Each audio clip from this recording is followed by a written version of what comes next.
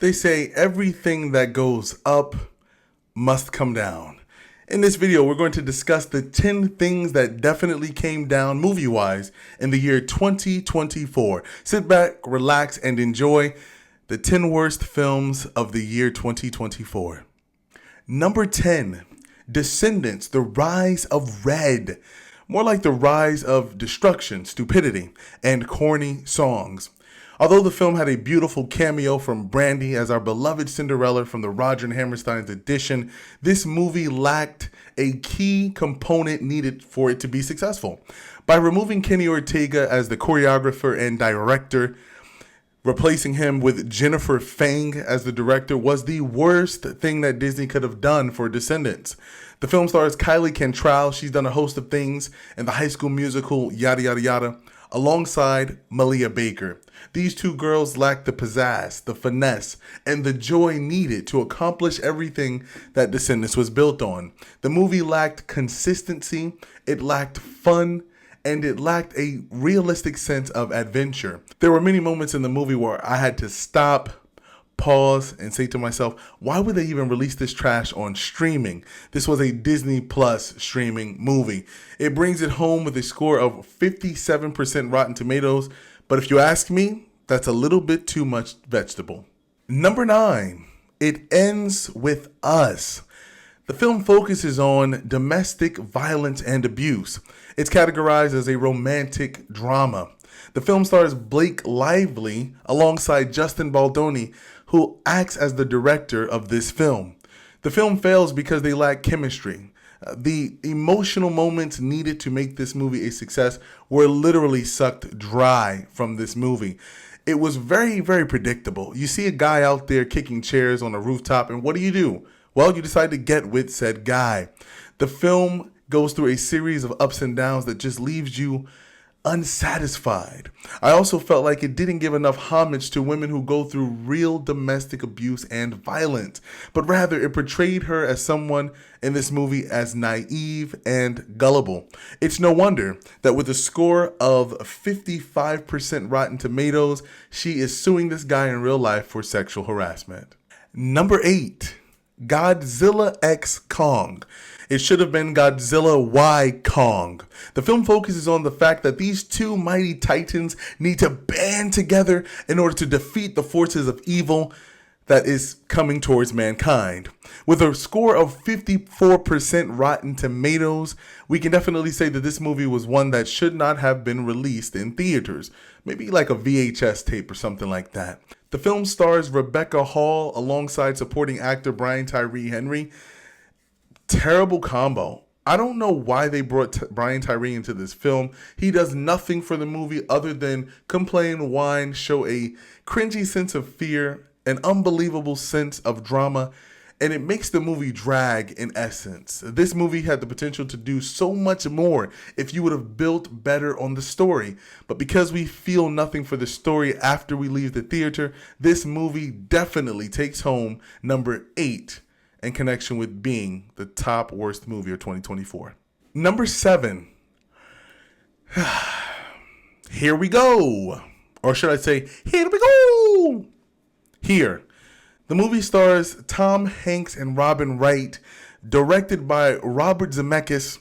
It sounds like Forrest Gump to me. The movie centers around one scene taking place in a house in a living room. The film is trying to stir up nostalgic feelings of persons who may have grown up in a home throughout all the changes that they can encounter. The movie was unentertaining, not because of Tom Hanks, not because of Paul Bettany, but it's mainly because there is no story connecting us as the audience to this movie. I was very confused as to what they were trying to portray, especially when they put that token black family in the movie. We're not racist. I really find this movie to be potentially robbed of creativity. Sure, there were some moments in this movie that I was like, oh wow, that's creative, that's unique. But the entire core of the movie being shot in one area of the home and not giving you much development concerning the other families really makes this movie a piece of work. With a tomato score of 38%, I can definitely understand why they will stop here and not make a sequel. Number 6, If I Cared. If, the movie If that everyone anticipated, directed by John Krasinski, the movie focuses on persons whom have lost touch with their imaginary friends. Throughout the film, there's a young girl trying to discover how she's going to prevail through her adult-like circumstances while holding on to hope and belief. John Krasinski plays her father in this movie, but I really thought he was an uncle. Just how they portrayed their relationship. It was very, very disconnected. Ryan Reynolds plays a friend. Later on, we find out who he is. Very strange dynamic between him and Kaylee Fleming. I thought that the movie was cute, but corny. More corny than cute. The movie doesn't do much for you, especially when you have an awesome person in here like Steve Carell. There was a lot of stupidity coming from his mouth in this movie. There was a lot of random nonsense and junk in this movie. I didn't appreciate that this movie could have done so much better if they would have just dug into these characters a little bit deeper. It's no wonder that this movie brought it home with 50% on the Rotten Tomatoes scale. Sad to say, this was literally a travesty to watch. Number 5, Mean Girls. The movie stars Renee Rapp as Regina George and Angourie Rice as Katie Heron. It's supposed to give homage to the original Mean Girls movie of the 2004 Variety, but it's a Broadway adaptation, which a lot of people didn't know about. And despite the fact that fans are biased in liking this movie because it brought home a too high score of 69% on the Rotten Tomatoes scale, I don't remember anything else in this movie other than the fact that Elf definitely got their cameo entrance. They tried too hard for comedic value. Mean Girls was already funny, so why do we have to make changes to try to make the movie funnier? They tried this awkward thing where they tried to please the fans of old while pleasing this twisted, demented crowd of today, and as a result, they ended up right in the middle with 100% flop. So Mean Girls, it was definitely one that I was disappointed to see in the theaters. Number 4, Argylle. Directed by Matthew Vaughn, the director of The Kingsman and all those other super cool spy movies. The film stars Bryce Dallas Howard alongside Sam Rockwell, two powerful actors thrown into a tornado of writing stupidity and disruption. The movie whopped 33% on the Rotten Tomatoes scale, and I can understand as to why. You're led to believe that this movie is going to be focused on Henry Cavill as Argylle, and what you get is something totally different. You get this individual whom is a writer portraying him through her mind. You get all of these cringy scenes. Like there's one scene in particular that I just can't stand. The smoke scene where they're shooting around, there's all this colored smoke. It's CGI mayhem. The shocking thing about the movie is that it's distributed by Apple TV Plus and Universal Pictures. And although this was a fairly decent year for Universal Pictures, this movie definitely should be put in that recycle bin. It doesn't do anything for individuals. They randomly threw Dua Lipa in the movie. I didn't even know. What was the logic of having her in there? Like, what are we? Is this cameo central? And that's what made this movie poor. Too many elements, not enough consistency, and just being all over the place when you're supposed to be right here in this box. Number 3, another biased film, A Quiet Place Day One. The film focuses on the monsters that we know and love in their beginning stages. We loved A Quiet Place and we loved A Quiet Place 2, focusing on these monsters whom hate sound. And so we're thinking that the first movie is going to give a nice background story as to where these monsters came from, what's their goal and intentions, but rather than give us a consistent story, we were tickled with the fact that Lupita Nyong'o wants to run around New York City chasing a slice of pizza with a furry cat. Add into that Joseph Quinn, who plays her semi-lover interest, whatever's going on there. She has cancer.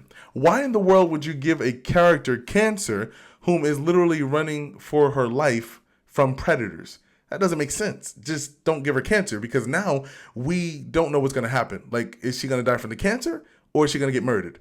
Or is it going to be both? Like, is it going to be her last breath and then she gets, like, it doesn't really add up. This Quiet Place Day One did do well, surprisingly, with 87% Rotten Tomatoes, but that is only because people are biased, and anything with A Quiet Place on it, people will run and say it was a good movie. Number 2, This movie was so stupid, I feel bad mentioning it. Summer Camp, starring Diane Keaton, Kathy Bates, and some other lady who I can't pronounce right now. It focuses on three women whom are childhood best friends trying to rekindle that love by going to a summer camp that they grew up in. Now, although this movie is supposed to stir in you emotions, there is none of that. The movie is saturated with sexual jokes told by old ladies, which is on the bit of a perverted side. I remember when I did my review, someone said they took their mother to this movie, and they were indeed shocked and embarrassed. The movie has a whopping 8% on the Rotten Tomatoes scale, and it is nothing more than a waste of film. If you're somebody who is having trouble in their marriage, this is not the movie to go see. Interestingly enough, they found a way to squeeze Josh Peck into this movie as a cringy counselor. I didn't see that coming. I didn't see that coming. But what I did see coming was that this movie is number 2 of the worst movies of 2024. Well, ladies and gentlemen, we've arrived at movie number 1. The most disgusting, poor, nonsense, garbage movie of 2024. Ladies and gentlemen, you'll have it. Madam Web. The movie lacks a story consistency. Plot development is where. The movie stars Dakota Johnson, which was just 50 Shades of nonsense. Next to Isabella Merced, who's a really good actress. Like, I really enjoy her movies. But this particular movie, she didn't have anything to work with. Her character, along with the other 2 girls she runs around with, are rebellious, stupid, and foolish. The movie really consists of Dakota Johnson telling them not to do something, and then they, by accident, do something. The villain in this movie, Tahar Rahim, I find that to be interesting that they casted him because all they needed him to do really was take off his shoes. He ran around the movie barefoot a lot, and I don't understand as to why this man didn't have shoes on. With a whopping 11%, Madam Web was indeed the worst movie of 2024. So that was my top 10 worst movies of the year. Let me know in the comment box what movies made you guys feel this way, and if you think I've erred in my judgment. We'll catch you guys next time, next review, next year, only on the Cinema Scale.